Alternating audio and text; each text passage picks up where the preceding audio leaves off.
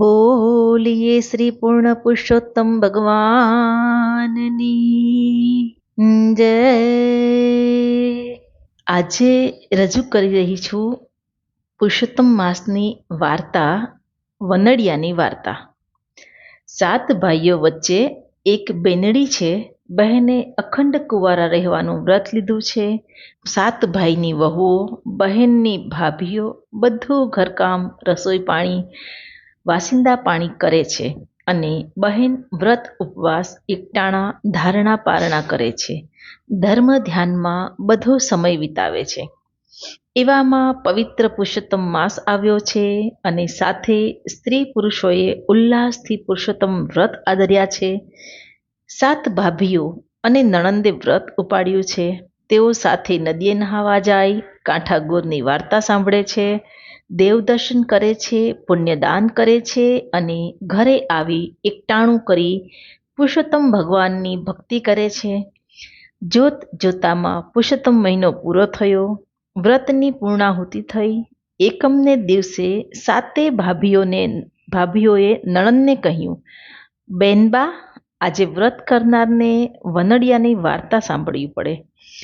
અમે વાર્તા સાંભળવા જઈએ છીએ અને આખું ગામ સાંભળવા જાય છે, માટે તમે પણ ચાલો. બહેન કહે, હું તો નહીં આવું, કારણ કે ઈશ્વર સિવાય કોઈ પણ પુરુષ દેવનું સ્મરણ નહીં કરવાની મેં પ્રતિજ્ઞા લીધી છે. તમે ખુશીથી જાઓ. બહેનને મૂકી 7 ભાભીઓ વનડિયાની વાર્તા સાંભળવા ગઈ. આ તો વનડિયા દેવ. બહેને તેમનો અનાદર કર્યો એટલે વનેડિયા દેવ તો બહેન ઉપર ક્રોધે ભરાયા. ક્રોધના આવેશમાં તે તો સતી ઉપર કૂડા કલંક મૂકવા તૈયાર થયા. એ જ રાતના બહેન પોતાના ઓરડામાં ઘસઘસાટ ઊંઘી રહી ત્યારે વનડિયાએ ભમરાનું રૂપ ધારણ કરીને એક બાકોરા વાટે બહેનના ખંડમાં ભરાયો. અંદર જઈને મનુષ્યનું રૂપ લઈ તેણે પોતાની શક્તિથી બહેનની પથારીમાં સુવાસિત ફૂલો પાથર્યા, ખંડમાં અબીલ ગુલાલ છાંટ્યા અને ચારે બાજુ અત્તરનો છંટકાવ કર્યો.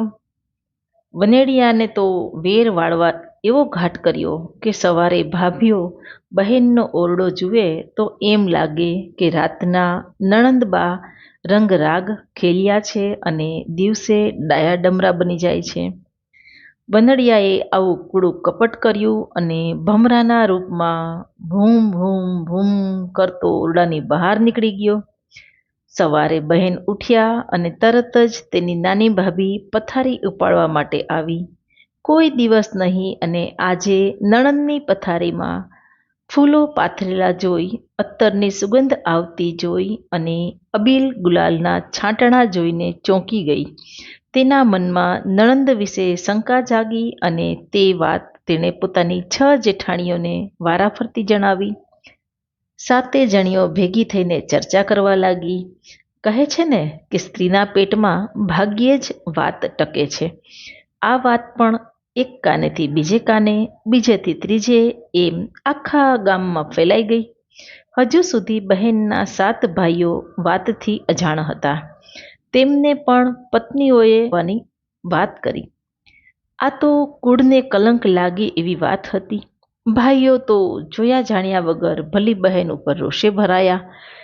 તેઓ ભેગા થઈને બહેન પાસે ગયા અને પૂછ્યું તો બહેન કહ્યું, ભાઈઓ, મારા માટે તો તમે શંકા ધરાવો છો તો તમે પાપમાં પડો છો. હું આમાં કંઈ જાણતી નથી. રાતના હું સૂઈ જાઉં છું ત્યારે ઓરડામાં કશું હોતું નથી અને સવારે જાગું છું ત્યારે આખો ઓરડો સુગંધમય હોય છે, અબીલ ગુલાલ છંટાયેલા હોય છે અને પથારીમાં પુષ્પની પાંદડીઓ પથરાયેલી હોય છે. આ સિવાય મને કાંઈ ખબર નથી. ભાઈઓ, હું મારો ધર્મ ચૂકી નથી અને મરતા સુધી ચૂકવાની નથી. તેમ છતાં તમારે ખાતરી કરવી હોય તો કરી લ્યો. ભાઈઓ કશું બોલ્યા નહીં. વખતે બહેનની વાત સાચી હોય, આથી રાતના ખાતરી કરવાનું નક્કી કરી અને પોતપોતાના કામે લાગી ગયા. સાંજ પડતા 7 ભાઈઓએ બહેનના ઓરડાની પૂરી ચકાસણી કરી લીધી. પછી 7 જણા હાથમાં ખુલ્લી તલવાર લઈ ઓરડાની આસપાસ ઊભા રહ્યા. ત્યાં તો બહેન આવી એટલે ભાઈઓ બોલ્યા, બહેન તમે ઓરડામાં બારણા બંધ કરી અંદરથી સાંકળ વાસીને સૂઈ જાઓ. આજે અમારે નજરો નજર જોવું છે કે આ બધી શું લીલા છે. બહેનના પેટમાં પાપ ન હતું, એ તો સતી હતી, એટલે ઓરડામાં જઈને બારણા બંધ કરી પલંગમાં સૂઈ ગઈ. બહાર 7 ભાઈઓ ઉઘાડી તલવારે આંટા મારી રહ્યા છે.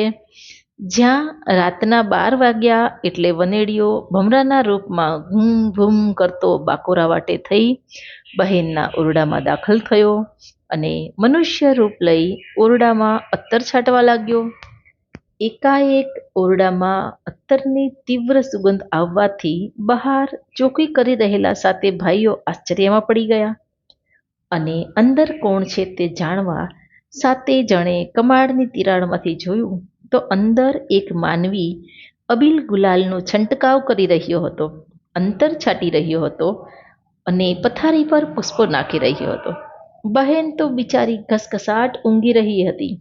ભાઈઓ તો વિચારમાં પડી ગયા. ઓરડામાં કોઈ રસ્તેથી જવાય તેમ નથી, છતાં આ પુરુષ દાખલ થયો એટલે તે કાં તો જાદુગર, કાં દેવ અને કાં દાનવ હોવો જોઈએ.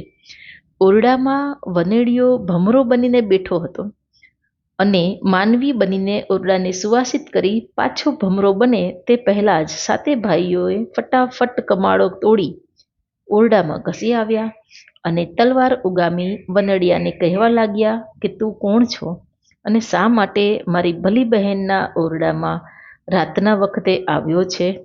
સાચું બોલજે, અહીંયા પુષ્પો કે પાથરિયા કેમ પાથર્યા છે? અબીલ ગુલાલ કેમ છાંટ્યા છે? અત્તર કેમ છાંટ્યું? આવી રીતે ઓરડામાં રંગરાગનો દેખાવ કરી અમારી બહેન ઉપર કૂડો કલંક લગાવનાર તું કોણ છે? સીધો જવાબ નહીં મળે તો આ તલવાર કોઈની શરમ રાખશે નહીં. વનડિયો બોલ્યો, તમે આવી રીતે ડરાવશો નહીં. તમે ડરાવશો તો હું ડરી જાઉં એવો પણ નથી. હું તો વનડિયો દેવ છું. તમારી બહેને મારો અનાદર કર્યો એટલે હું તેને કનડું છું. 7 ભાઈ કહે, અનાદર કેવી રીતે? વનડિયો કહે, અધિક માસમાં પુરુષોત્તમ ભગવાનનું વ્રત કરનાર દરેક ભાવિક એક મને દિવસે મારી કથા વાર્તા સાંભળે છે. એ દિવસે મારા નામનું એકટાણું કરવું પડે છે. એ દિવસે જે સ્ત્રી કે પુરુષ મારી વાર્તા સાંભળવાની ના પાડે છે તેને હું કોઈ પણ રસ્તે કૂડ કલંક લગાવું છું. જો હું આમ ન કરું તો દુનિયામાં કોઈ મને માને નહીં. તમારી બહેને એકમના દિવસે મારી વાર્તા સાંભળવાની ના કહી, મારો અનાદર કર્યો, તેથી તેનું ફળ તે ભોગવી રહી છે. 7 ભાઈ કહે, હે વનડિયા દેવ, તમારે તો મોટું મન રાખવું જોઈએ. તમે આવું કરો તો કોઈ નિર્દોષ માર્યું જાય. હા, તો અમારી બહેનના માથે લાગેલા કૂડ કલંક ઉતરે એવો કોઈ રસ્તો બતાવો, નહીતર કાયમ માટે અમારા કુટુંબની અપકીર્તિ થશે. વનડિયો બોલ્યો, હા, એક ઉપાય છે. જો તમારી બહેન વાળને વાડું, પાડને પૂરી, લહરને લાડુ અને રંકને રોટલી આપી મારી વાર્તા સાંભળે તો તેના માથે લાગેલું કલંક આડ ઉતરી જાય. ભાઈઓ કહે, હે દેવ, તમારા કહેવા મુજબ થશે. તે છતાં અમને સી રીતે ખબર પડે કે બહેનના માથાનું કલંક ઉતરી ગયું છે? વનડિયો બોલ્યો, હા, એક વાત છે. આ નગરના રાજા એક ભવ્ય મંદિર ચણાવી રહ્યા છે. તેને માથે સોનાનો કળશ ચઢાવવાનો છે. તે ખરી સતી વગર નહીં ચડે. એ માટે રાજા નગરમાં ઢંઢેરો પીટાવશે અને તમારી સતી બહેન કળશ ચઢાવશે. તેથી તેના માથેથી આડ ઉતરી જશે અને જગતમાં સતી તરીકે તેની ગણના થશે.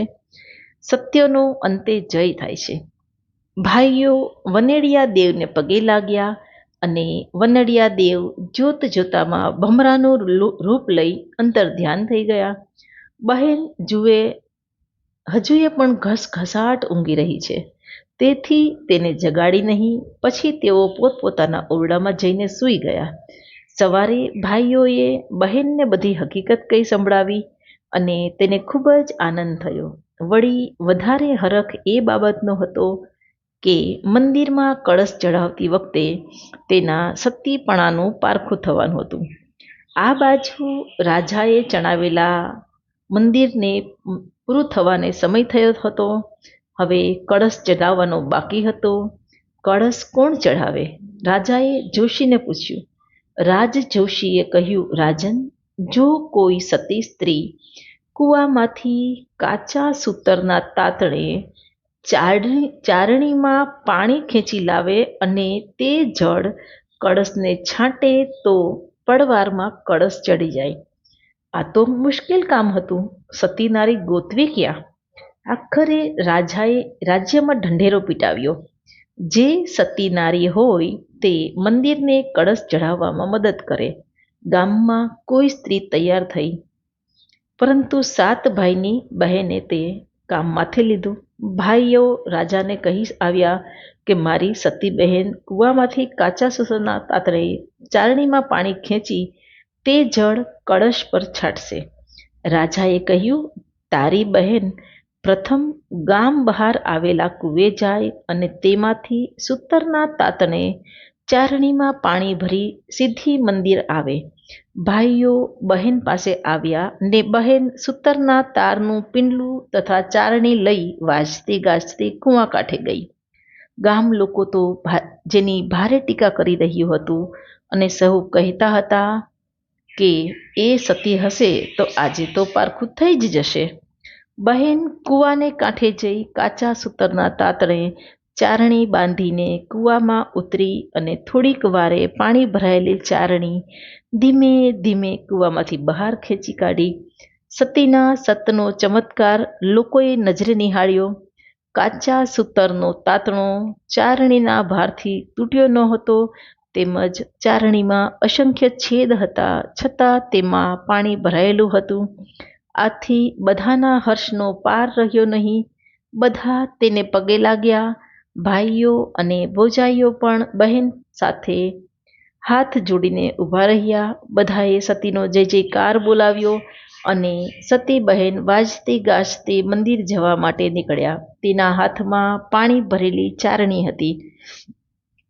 રસ્તા ઉપર આસપાસ સ્ત્રી પુરુષોને બાળકોના ટોળેટોળા સતીના દર્શન કરવા ઊભેલા હતા. મંદિર આગળ રાજા, રાજજોશી, પ્રધાન તેમજ દરબારીઓએ સતીની રાહ જોતા ઊભા છે.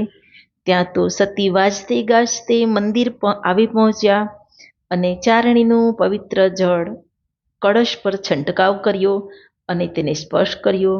રાજજોશીએ હવે રાજાને કહ્યું કે રાજન, સતીના સ્પર્શ તેમજ પવિત્ર જળના છંટકાવથી હવે કળશ હલકો ફૂલ જેવો લાગશે, માટે તેને પ્રભુનું નામ લઈ ઉપર ચઢાવી દો.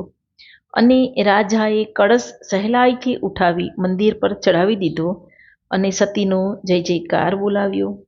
આમ સતી બહેનના માથેથી એક કલંક ઉતરી ગયું અને તેની મહત્તા વધી ગઈ. બધે તેનો જય જયકાર થઈ ગયો. વનડિયા તું વનડીશમાં, ભાઈની બહેનને કનડીશમાં, કુળા કલંક ચડાવીશમાં, સતના વ્યમ જગદીશમાં. તારો પ્રભુ ચરણની પાસ, મારો પ્રભુ ચરણની પાસ, પુણ્ય ફળ્યા ને પાતક ટળ્યા, પુરુષોત્તમ પ્રભુ આવી મળ્યા. પુરુષોત્તમ વ્રત જે કરે ગુણવાન, તે પર પ્રસન્ન સદા રહે ભગવાન. બોલીએ શ્રી પૂર્ણ પુરુષોત્તમ ભગવાનની જય.